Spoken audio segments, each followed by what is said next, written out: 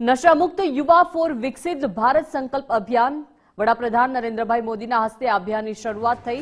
ગુજરાત ભાજપના અધ્યક્ષ અમદાવાદ બીએપીએસ મંદિરમાં હાજર કાર્યક્રમમાં નશામુક્ત ભારતનો સંકલ્પ લેવડાવવામાં આવ્યો છે।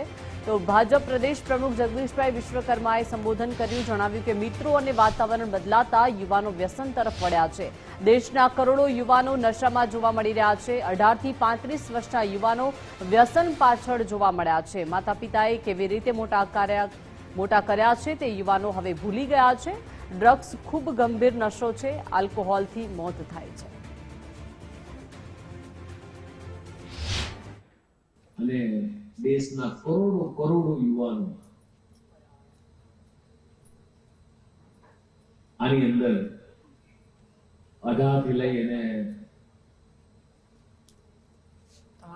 30, 35, 50 વર્ષની ઉંમરના મેક્સિમમ લોકો એ ક્યાંક ને ક્યાંક વ્યસનની પાછળ એટલા બધા ડૂબી ગયા।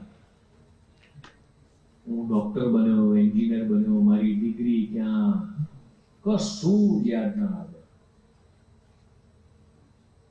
મારા મા બાપે મને કઈ રીતે મોટો કર્યો હતો, મારા મા બાપે ક્યાં મને ખોળામાં રમાડ્યો હતો, કઈ સારી સ્કૂલમાં મૂક્યો હતો, સારી કોલેજમાં મૂક્યો હતો।